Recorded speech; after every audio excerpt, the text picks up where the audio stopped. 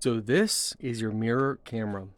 So what you can do is you can also adjust the camera right on here by pushing out. You can also move it left, right, up, and down for a better position. Of course, make sure you remove the little tape right there that's blocking the lens.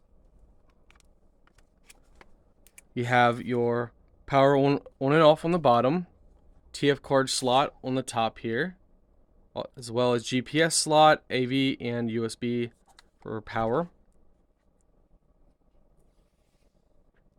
Ooh, that is so nice. We're going to keep that on there just for right now.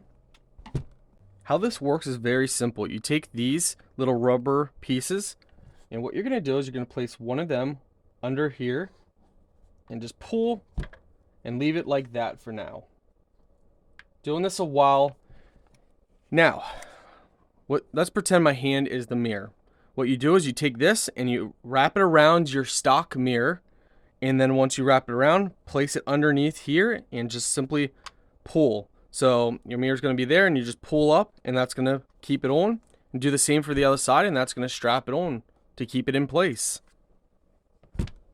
Cleaning cloth, 12-volt power supply, so this will go into your SIG outlet.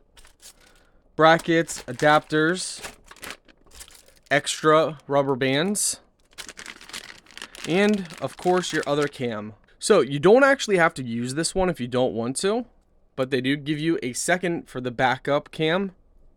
So you could have one on the front, one on the back, or you can have this on your dash facing you. So you could have this lens facing outward and then this on the dash facing inside your cab.